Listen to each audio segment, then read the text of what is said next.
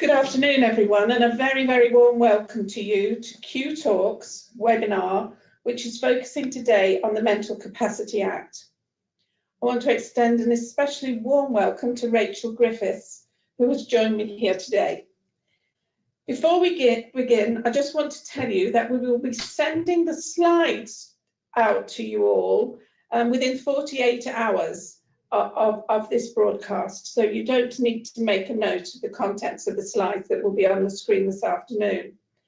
And during the webinar, if you have any questions at all for Rachel, please click on the icon on the top right hand side of your screen, on the icon marked questions, and then follow the instructions, and Rachel will try to answer as many of your questions as she can during the broadcast. Any others will be published in the next issue of Ask Sheila. And now I'm delighted to introduce Rachel Griffiths, who, as many of you will know, is regarded as the leading expert in mental capacity and deprivation of liberty safeguards in England. She has worked at the Care Quality Commission as their Mental Capacity Act lead, and QCS is very proud that Rachel is our mental capacity and human rights specialist. So Rachel, over to you. Sheila, thank you very much for that lovely introduction. I'm very grateful to QCS for asking me to do this. Those of you who know me will know that it's very hard once I get started talking about the Mental Capacity Act to make me shut up, but I know that Sheila will hit me over the head when I've gone on for too long. So please do enjoy listening and think of your questions, send them in at any point while I'm talking, and then we will get to the really interesting part, which is hearing what you have to say. So on your presentation, you can see what I think we're going to talk about today. Some of this I'm going to run through fairly quickly, which is what do we need to know about the Mental Capacity Act? Why do we need to know it? What does the Act mean when it talks about some of the things that can sound a bit jargony, like mental capacity or best interests or restraint, or the favourite of all of us, I know, deprivation of liberty? And who should assess capacity? When should they do it, and how should it be done? And what does good practice in the Mental Capacity Act look like? But the most important thing is that in this session, we're going to talk about anything else that you want to ask about. So to the first question, why do we need to work within the Act? There are lots of answers to this. The first one, I guess, is we have to do it because the law says that we must do it. Any of us who are paid to work with or on behalf of somebody who might lack capacity to make their own decisions, any of us must, in that situation, work within the Mental Capacity Act. And the second reason is because it's the law, I guess. CQC expects it. You will see that there's an underlining, there's a link here on this slide. This means that later on, after the presentation, you can pick up this link and you can look at what the Mental Capacity Act is, what the inspections by CQC are looking for in the Mental Capacity Act. Those are the main sections in the safe and in the effective domains of inspections where the questions are asked, but you can look at that afterwards. And then if you ever think about consent and mental capacity, there are lots of people who do lack capacity to agree to what it is that we need to do for them to keep them safe or make them happy. And if you ever think about, oh, what's my authority here? Your authority comes from the Mental Capacity Act. And what the law says is, if you really do your best to get it right and to decide about capacity and best interests, and to work within the principles of the Act, which we're going to look at in a minute, then you get what's called protection from liability. And this means that it is as if the person has given you consent with capacity for what it is that you propose. So this is a very important protection for you and your staff. It's the same protection that it gives to brain surgeons or anybody, podiatrists, ambulance men, anybody working within the Act.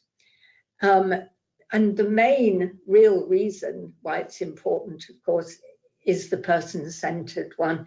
It's a way of showing how much we value the people as individuals that we work with, and how much we respect the rights of anybody that we're giving service to live as far as possible as they choose, but to be kept safe at the same time. So now we move on to the principles. The principles of the Mental Capacity Act are unusual in that they are part of the law itself. So it's not just some kind of aspirational good practice. It's part of the law, and that's why I've used the word statutory. That's what that means. It's part of the law. They are also, however, quite intuitive because they were put together out of best practice that already existed in health and social care. So principle one, you start from assuming that people have got capacity to make their own decisions unless there's a reason to question that. Now, this does not mean that we can never touch anybody against their will and that capacity doesn't exist. It just means that you start from assuming that we can all make our own decisions. And in order to do that, you get principle two, which is to do everything possible to help the person to make their own decisions. I once saw a very circular gentleman talking about this with great passion, and he said, we must all bend over backwards to enable people to make their own decisions. So that's the picture that always comes into my mind. Think Humpty Dumpty bending over backwards. I don't know what it would really look like, but anyway, passing swiftly on. The third principle of the Act is that just because somebody does something that other people think is silly or stupid or really unwise, that doesn't of itself mean that we lack capacity for that decision. I'm not going to make you all do confession time, though it would be great fun, but I bet you that everybody listening to this talk has at some time in their lives made really unwise decisions with capacity, because that's how we learn. We've all maybe experimented with alcohol or cigarettes or relationships with dodgy characters or nightclubs or whatever it might be. We do stupid things, and everybody has that right without it being necessarily assumed that they lack capacity. So that's the first three principles. They're all about empowerment, enabling people to live the way they choose without us meddling too much, even if we might think we know best, maybe we don't. But the final two principles are for when you've realized that a person does lack capacity for a certain decision. And these are very important throughout the kind of world that we work in. So anything we do for a person who lacks capacity has to be in that person's best interests. So not in the best interests of our staffing rotas or our organisation or the person's relatives, but in the best interests of that person. And we're going to look in a moment about what that really means. And then the final principle, which is a kind of golden thread that runs right through the whole Mental Capacity Act. Before you do anything, just think about whether in order to achieve what you want to achieve, you can find a less restrictive option to meet that need. So these are the things that we will go on talking about today. So what does the Mental Capacity Act mean when it talks about these things? Now, the easiest way to get it right is to look in the Mental Capacity Act Code of Practice. And you don't need to remember everything, you simply need to know where to look for it. So again, there is a line underneath this, it's a link to the Code of Practice. So after this is over, you will be able to go to the Code of Practice. There are slides, there are lots of examples, and there are chapters on different aspects of the Act. So mental capacity means, can this person make this decision at the time it needs to be made? Because if somebody is going to regain capacity quickly when they've had treatment for their, say, urinary tract infection or something, you may be able to let a lot of decisions wait until they can make their own decision. So bear in mind that this definition is not linked just to a diagnosis or whether the person is 103. We could be very old, we could have a diagnosis of some dementia or some learning disability. That of itself doesn't mean that we lack capacity.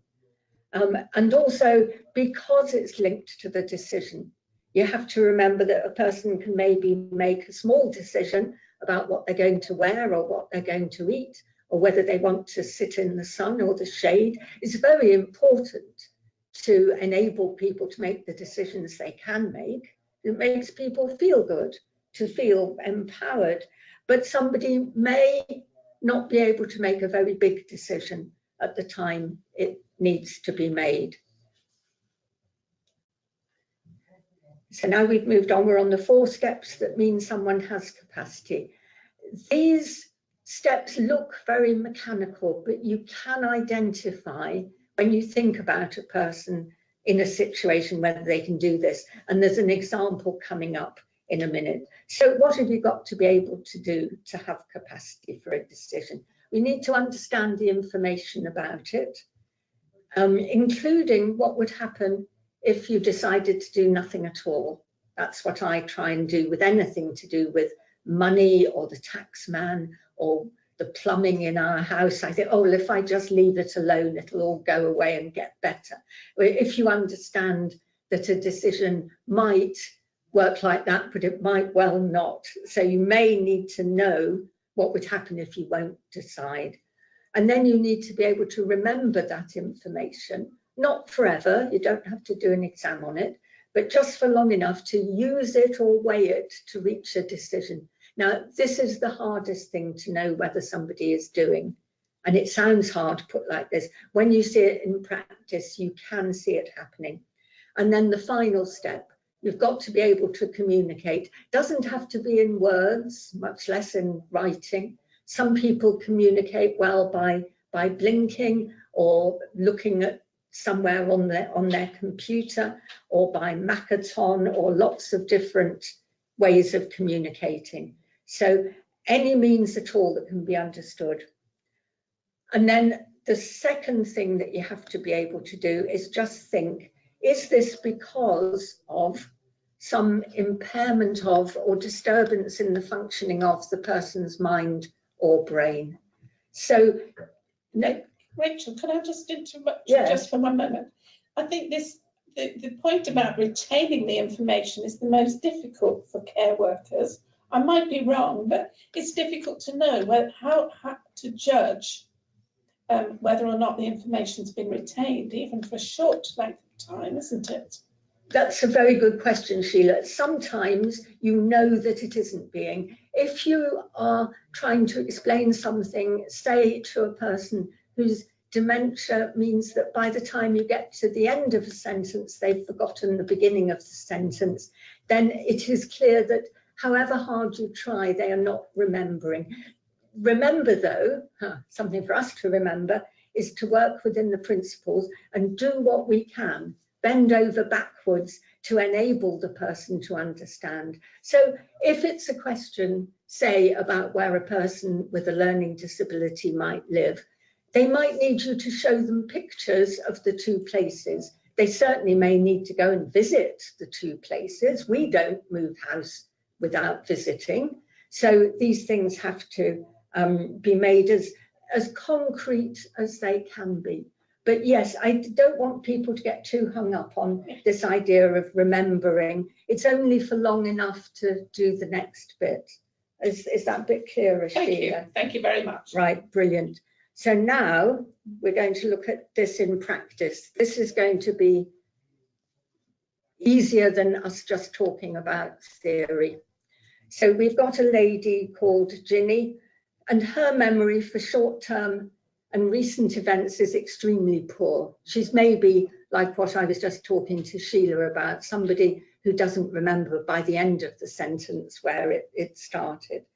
And she is resisting personal care, which she clearly needs. And she says, you've all heard this, I'm sure, she's a grown woman and she can certainly look after herself and keep herself clean. However, it is clear that this isn't the case. So that is why we start out by thinking, okay, we have the presumption of capacity. This lady, however, needs to have her capacity questioned because it doesn't appear to be right that she is looking after herself, because she isn't. So Ginny simply can't remember the information about her need for intimate personal care. And it's clear that this is because of, remember I said it's got to be because of something being wrong in the person's mind or brain. However wide that is, it's very wide.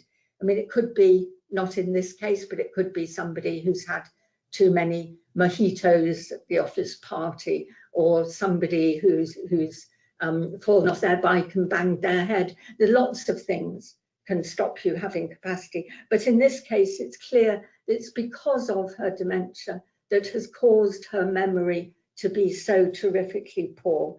So this is all that you would need if you were recording this.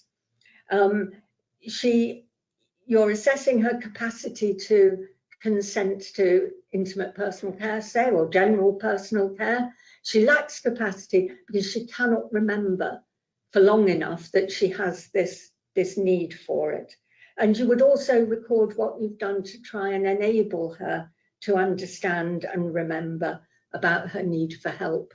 So maybe going back on a few occasions, doing what you can, trying again, trying very gently and tactfully to get her to understand that she has got this need.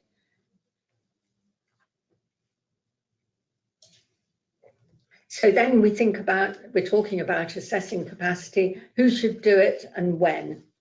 Well, I guess if we start with the when, because that flows on better, that's at the bottom of the slide, but it flows on from what we've just been talking about. So if a person is making decisions that would lead to harm to them, which Ginny is because of her skin integrity and her social acceptability and general need to be kept clean, to be healthy and happy.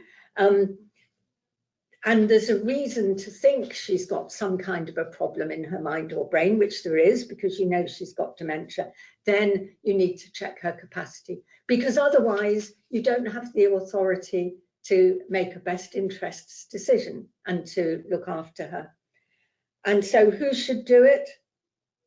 In general, it's the responsibility of the person who's going to act. So if you think of the brain surgeon, they often, this is me stereotyping, which the Act says we shouldn't, but many surgeons I've known are not that good with people when they're actually awake, and they tend to try and get somebody else to do the capacity assessment. Well, if they can con a psychiatrist or somebody into doing it for them, that's fine, but they remain responsible for it because they are the person who's going to stick the knife in, so to speak, until I don't know much about surgery, but that's how I visualize it. Please, nobody put me right.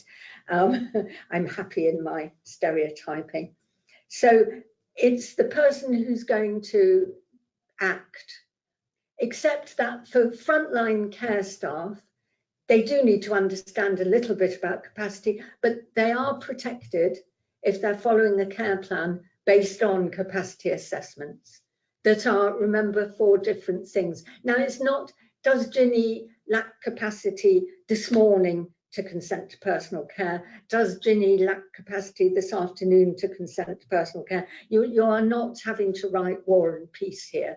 You have a care plan that's based on how it seems at this moment. And things may get better. We know she's got a diagnosis of dementia, but if she's only been in her care setting for 3 or 4 weeks, she may be on a fast upward curve because she's no longer frightened and cold and hypothermic and not getting enough fluid and not getting enough food. Her capacity may surprise you in how it gets better. So revisit the care plan, but care staff are protected if they're working within that care plan. I've just had a thumbs up from Sheila, which is like being given a medal. So I'm very pleased about that. But it's really important that care staff, frontline care staff, absolutely understand the principles, even if they're not going to make the decisions. But in many cases, they will be making the decisions, even though they don't realise it, won't they? They will. But the big thing is to increase their competence, yes, through training and discussing the Mental Capacity Act Code of Practice in your team meetings, but also increase their confidence to feel that they are responsible, doing a responsible, very important job. It's not always the message that wider society gives us. So we've got an example here of when to assess somebody's capacity. This was a real case of a gentleman who'd had type 1 diabetes from being a child. He's always accepted help because he can no longer inject himself with his insulin. And he's been in the care home for about 5 years. And then one day he says, no, take that away. He's quite paranoid. He's pushing the needle away, pushing the nurse away. The manager calls the GP, who did this thing which you will hear, and it appalls me, but you say, oh no, it's his life, it's his choice. If he chooses to refuse his insulin, what can anyone do? And this is where time and again we get ombudsman's reports that say people aren't aware even of the basics of the Mental Capacity Act. Now, this poor man did die, and the coroner was very critical, and there was a report. And in fact, it appeared this man had developed an infection. He'd got a temperature. He was confused by feeling ill. He needed to have a decision made in his best interests. He lacked capacity to make that decision about his daily insulin, which was part of what was keeping him alive. And it should have prompted a capacity assessment, because to assume too quickly that this is an unwise decision made with capacity is just not accepting our responsibility. When I say our here, it's the GP. The poor manager felt intimidated by the GP. It was one of the side effects of all of you listening to a call like this and asking your own questions, is that you will be a lot more confident about challenging poor practice wherever you come across it. But that's maybe one for another day. So now we talked about capacity, we're talking about best interests. Just as capacity is very individual, about one person at one time and one decision or series of decisions, like about accepting personal care, best interest is the same. And the saying to remember is that, think about ourselves, it's not just medical best interests, it's holistic. Some of us have more reluctance to pain or to taking medication than others. We're all different in what's important to us. Now, you remember that the principles, I said they are statutory, meaning they're part of the law. There's a checklist. It's in the Code of Practice in Chapter 5, but it's very easy to find. You don't need to keep it where you could write down 5 if you've got a pen and you wonder, what have I written down 5 for? Not my problem in itself, I guess.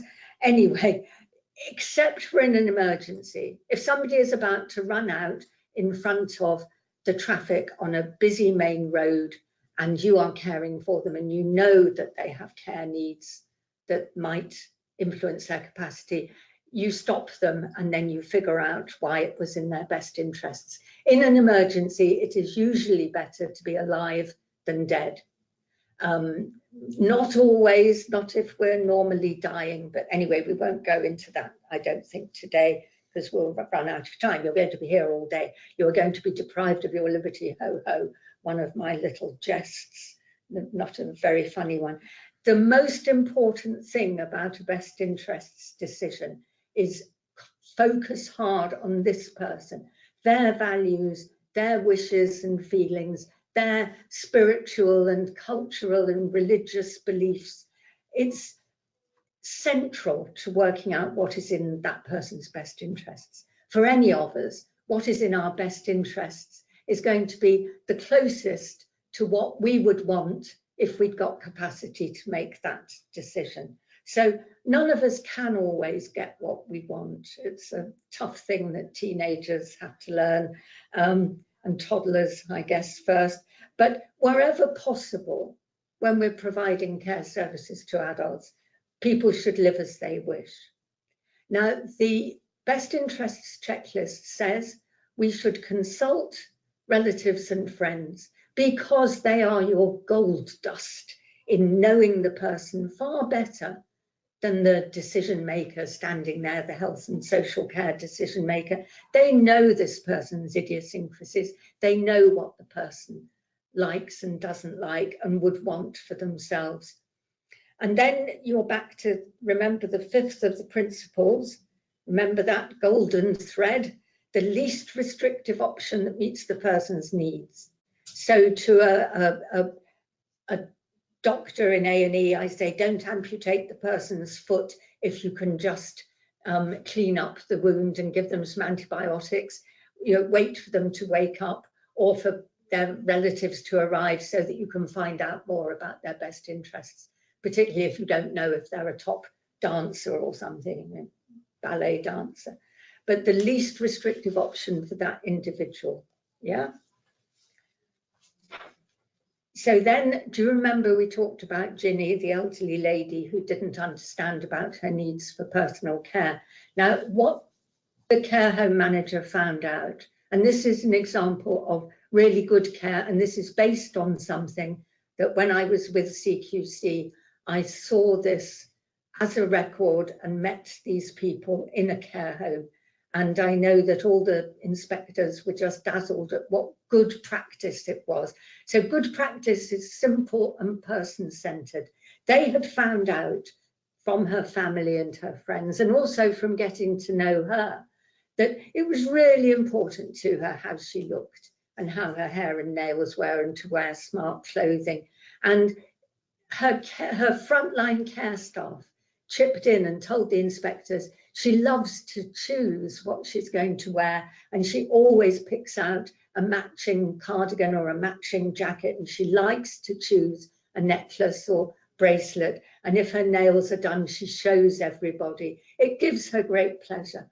And all her family say, yeah, she would have hated it to be not clean, to be anything other than really well groomed. So thinking about her best interests, physically, to prevent infections and pressure sores and her skin breaking down, it is in her best interests to be clean.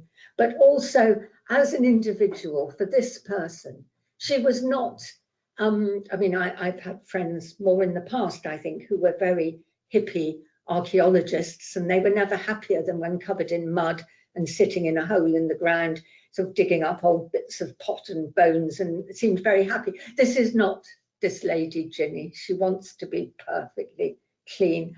And also the relatives have given her tips, and they've bought her some nice hand cream.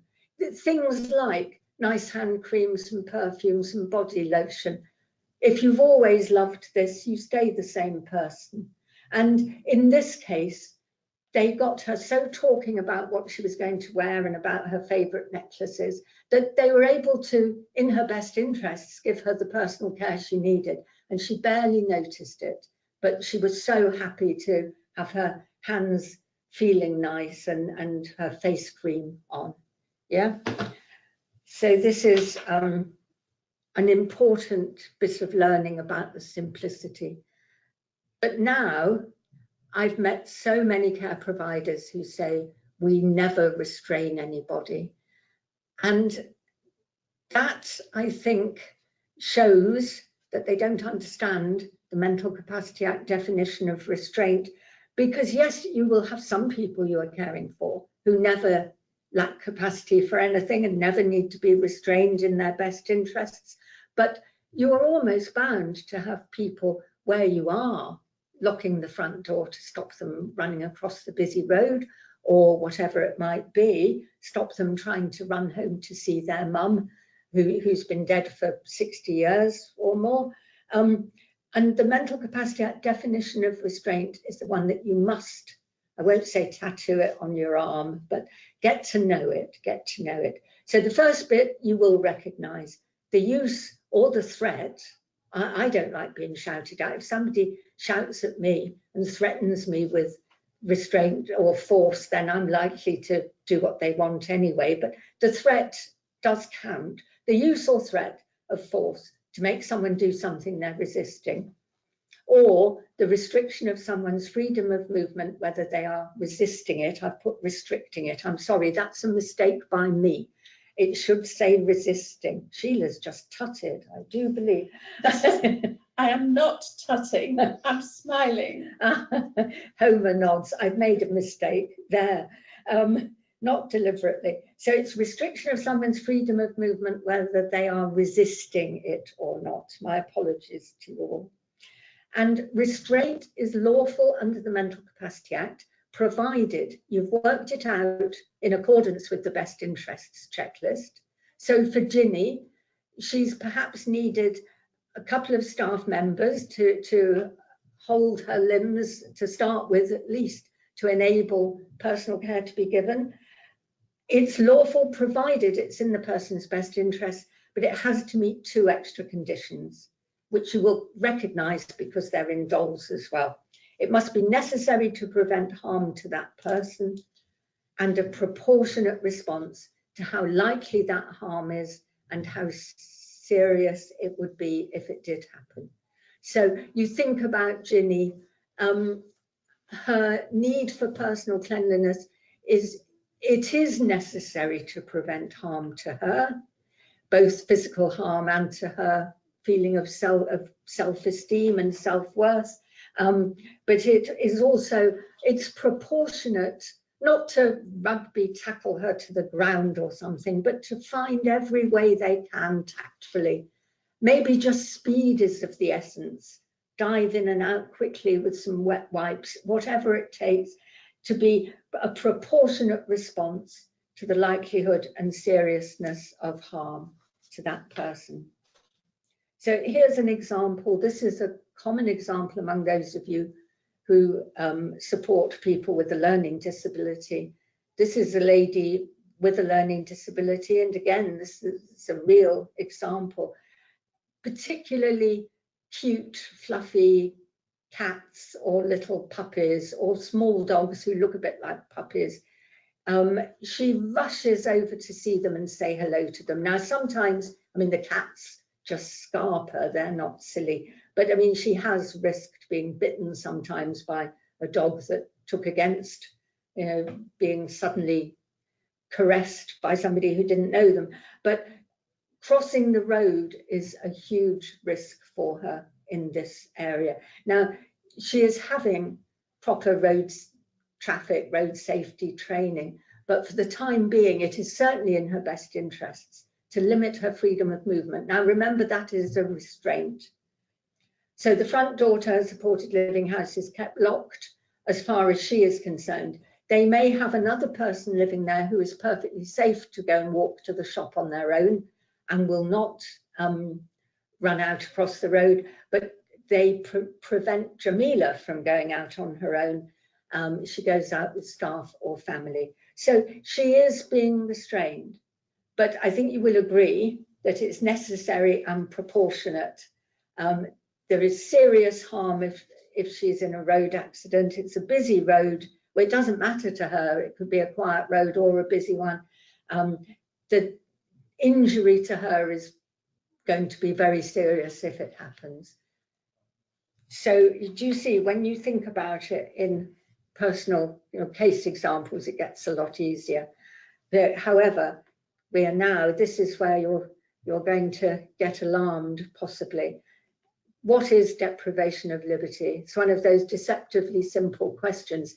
The answer used to take us about half an hour, but now we've got the answer because the Supreme Court for the whole United Kingdom told us what it is. So remember, this is a person who lacks the capacity to consent, and what they lack capacity to consent to is a bit long-winded, but you'll understand it when you think about it. Arrangements to give them necessary care or treatment. So you can't deprive somebody of their liberty for no reason. There has to be a reason that they need to be given necessary care or treatment of some sort, whether it's medical treatment or the care treatment that Our Lady has needed, our Ginny that we were talking about. So they're deprived of their liberty if they're under complete and effective supervision and control, and they're not free to leave. When you think about complete and effective supervision and control, you will see it's quite rare, for example, in domiciliary care, home care settings, because usually the person is not under staff, paid staff are not watching them the whole time. And it doesn't have to be being watched all the time, but it has to be that staff, for example, know pretty well at any time of the day or night where that person is or what they're doing. And the supervision and control means that the person's freedom of decision making is somehow sort of influenced.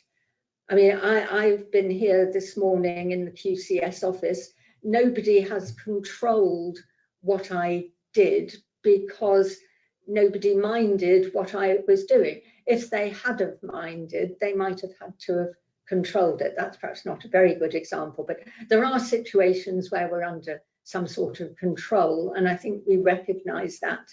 If we're only allowed to sit in a certain room, we're not allowed to eat more than a certain amount at a certain time, we have to go to bed at a certain time, we're stopped from doing things that are dangerous. And not free to leave means really not allowed to decide to go and live somewhere else.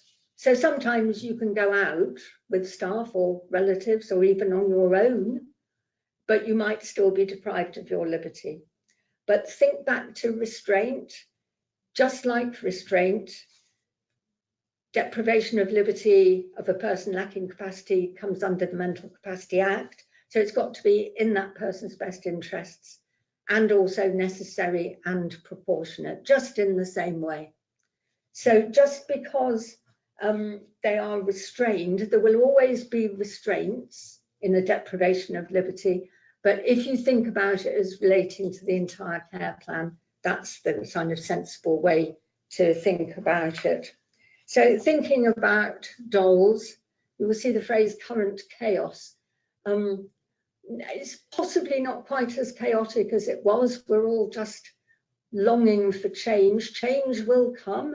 We'll talk about that in a minute, but I wouldn't hold your breath. So what do you need to do? Think back to the basics of the Mental Capacity Act that we've talked already today. So is the care plan for this person something that meets the acid test, so they're deprived of their liberty? Think about the principles of the Mental Capacity Act. Does it need to? Maybe there have been lots of Chinese whispers. You've been told that this person isn't safe on the roads, but you go out with staff and they're telling the staff, be very careful, you mustn't cross the road yet because we haven't got the green man. So in fact, this may be a person who's pretty good out on the roads. I mean, you need to explore it, but improve the person's ability to make as many of their own decisions as they can. Recognise when they're being restrained, reduce restraint if you can while you're keeping them safe, and then keep on applying for DOLS authorisations. As you know, you can't always guarantee that you're going to get the assessments, but you do what you can so that the basics are met. And if the person is desperate to leave, climbing out the windows, tell the local authority, because then they will prioritise. And then lastly, you must remember to notify CQC of the outcomes of your application. Was it granted or not granted? So you don't tell them till you've got an answer. So what does the future hold for DOLS? $64,000 question. There will be some new rules. They will be a bit easier. It's not going to happen overnight. The big thing is that you'll hear about the changes. Don't worry too much. You'll get plenty of warning when it's coming in. You'll get plenty of training. There'll have to be a new code of practice to the whole Mental Capacity Act. You will know about it. But in the meantime, you can be rude about DOLS if you want, but they are the legal framework that you have to work within. And if you get the basics right and record that, then you will not be going far wrong. So next slide. What does good practice look like? You need to show that you are committed to doing everything you can to empower people, but that you're balancing empowering the person as much as you humanly can. Remember the bending over backwards, gentlemen, and protecting them where necessary. So if somebody is at risk, you know this person's at risk on a busy road, you do not abdicate your responsibilities. And get to know your way around the code of practice. It's very easy to use, and by law, you have to, what they call, have regard to it. So you need to know your way around it. And then the big advice really is, you're doing well, keep calm and carry on. So I'd like to thank you all for listening. You've listened very quietly, but that may be because you've not been able to interrupt. So I'm going to hand back to Sheila, who's going to introduce questions, and it's over to you. And please do, I've talked enough, now I want to hear from some of you. Thank you. Thank you very much indeed, Rachel. I'm sure every single one of us has learned a lot from your presentation today. I'd like to ask you the first question, and it's a question that I'm asked a great deal when I go around the country meeting providers of care, and that's about the length of time it continues to take for DOLS to be authorised, deprivation of liberty safeguards to be decided. It's only in some parts of the country, I think, but I was in Liverpool, in the Liverpool area recently, and somebody from one part of Merseyside was saying that there used to be 8,000 outstanding, and now it's down to about 3,000. But nonetheless, it can take around about 2 years to get. Yeah. One, what is the provider supposed to do? Are they supposed to act as if they've had an authorisation? And what is their situation with the authorities to all of this? Right, there's about 3 questions here from Sheila at a conservative count, and they're all very good ones. First of all, I am very worried at the variability across the country in how quickly local authorities are getting out and doing their DOLS responsibilities.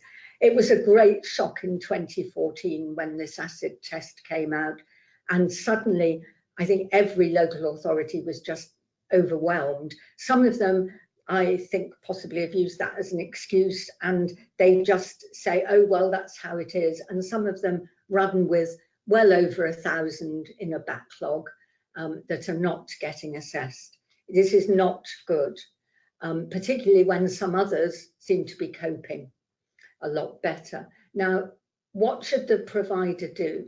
You don't have an authorization, so you can't exactly act as if you do. However, the first thing you must do is look at the situation of this individual. The local authorities now all have a kind of triage system with, you know, traffic lights, and you must, on your application for an authorisation, give them some clue. If this is an old lady who thinks that she's working at this care home, she's as happy as a clam, and as long as the staff let her tell them that they're setting the tables wrong or folding the tea towels wrong, she's as happy as can be. She is not high priority. The one, however, who's saying, I have got capacity, I know where I want to live, I am going to climb out of the windows to get there, so I'm going to, person who's going to need heavy duty restraint, any local authority in the country should be prioritising that person. So that's one thing you can do. The other thing you can do, you can look at the guidance from the CQC. It's guidance that was written, in fact, immediately after the 2014 judgment, when we realised how bad things were going to be. It still is, I think, valid. I have to say, I think I wrote it all those years ago. I didn't think we'd still be in this boat then. And that says, provided you are working within the basic framework of the Mental Capacity Act, it's why we've spent so long on it today, provided you are doing that, you are protected. But do get the local authority to triage anybody that you're really concerned about, where you are going against their wishes enormously. The elderly gentleman who said, this is a very good hotel, you know, he may well be deprived of his liberty. He's not such high priority as the person who thinks they've got capacity and may have capacity, the person who really hates it there. So these are the basic things that you can do. And bear in mind, it is a difficult situation, and CQC knows that it's a difficult situation. Do all you can to enable the person to have as much freedom as you can safely give them. Thank you very much. We've just received a really complex question, which I'm going to read out to you. But it may be something that we need to answer in full afterwards, but I just want to read it out. How do we challenge a view that about a person's capacity, whilst understanding the first principles of the Mental Capacity Act?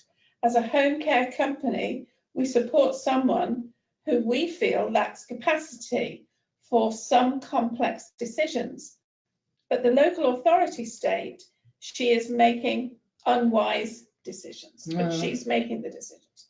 This has left her with no carpets or curtains, unsafe electrics, therefore no access to food and drinks, missing medication, overdrawn in her bank account, when others have something which could be transferred to her. Funds, thank you. Others have funds which could be transferred to her. We think she doesn't understand the consequences, but the local authorities say she should. We have an impasse as there are no active family members. What can we do? This is a very difficult situation. I can't answer, obviously, about the details of this particular case.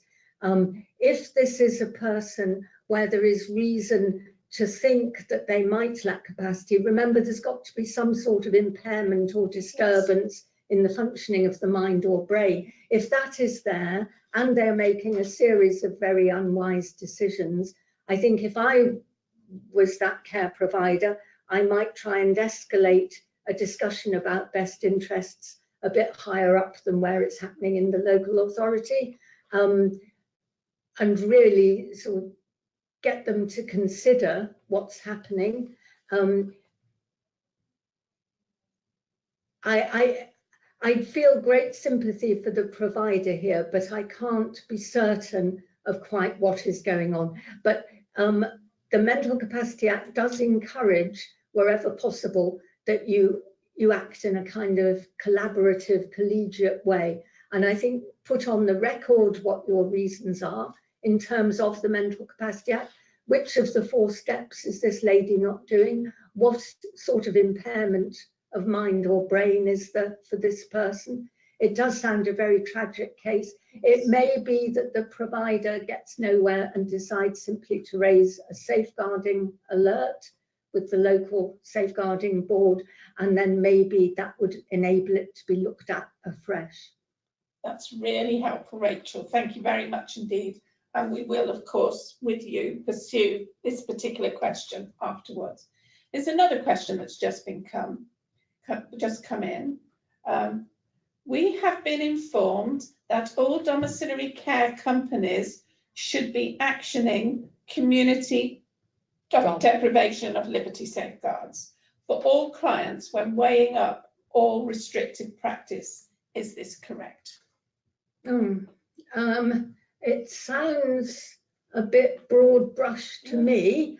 When people talk about community DOLS, I think that in itself is complicated. What they mean, I'm a terrific anorak, some of you know this, with various bees in my bonnet. And one of them is trying to get the terms used right, because if you don't, you're kind of doomed, really. It can't be DOLS, because DOLS is the deprivation of liberty safeguards that only apply in care homes or hospitals. What they mean is that more people should be applying with regard to people receiving services in their own home to the Court of Protection, which when they talk about community DOLS, what they mean is getting authorization for a deprivation of liberty to get it protected so that the staff have protection from liability, so that the person's rights are properly explored and see if it is the least restrictive option, etc., and in the person's best interests. But you have to do that through the Court of Protection. Now, a care provider does not apply to the Court of Protection. It's usually the commissioner of the service, which is likely to be sometimes a clinical care group, CCG, sometimes it's the local authority. And if it's privately funded care, it should be the local authority. So it's the local authority legal department. It sounds to me as if your local authority legal department might have got the wrong end of the stick, because if people have got capacity, they are not subject to deprivation of liberty. I mean, because if you can consent to it, it's not a deprivation of liberty. If it's a restraint, but not a deprivation of liberty, so if there is a locked door, but that's all, as it were, that might not be a deprivation of liberty.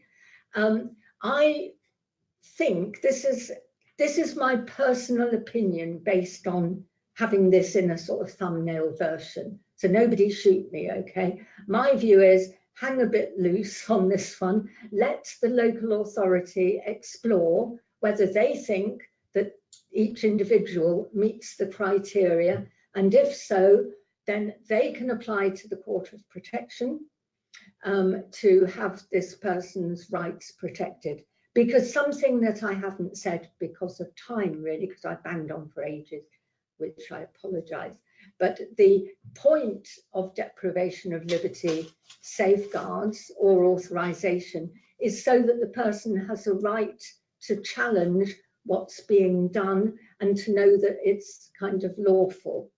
And so if the person is being given their rights in this way, it sounds to me as if some people who might not need it seem to be going through the process, but I cannot see that the provider has to do more than make sure their care plans look reasonable, which they would want to do anyway.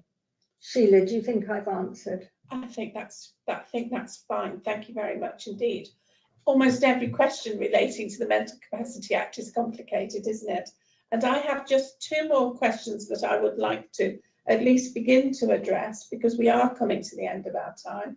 I know there are other questions and we will respond to them all as quickly as we can and then publish the answers for everybody to see before the end of the month. The first one, during your presentation, we received a comment from this person who, when you were spelling out the four points that have to be answered when assessing capacity. He said, I say he, I don't know if it's a he or not. These are not steps. The code of practice says that these need to be applied at the same time during an assessment of capacity. Therefore, they're not steps. But that's his comment, Rachel. He or she has now asked a question, which I think is it's not complicated. And I know I hear this time to time. Why do you think the vast majority of mental capacity training is notorious for sending people away more confused than when they first started it? That sounds, how do we address this? Okay, it's a complicated subject. The 4 steps, I'm not going to fall out with you about language. They're often called this. The 4 steps that, yes, you have to be thinking about all of them, of course you do, but it's presenting comprehension of something, it's presenting capacity as if it's a linear process. Understand followed by retain, followed by use and weigh, followed by communicate. If we think how we make decisions, it's often a lot more shambolic than that. But if we're using this as a basis for intervening in somebody else's life, we can identify these 4 steps. And I don't mind, honestly, what order you do them in.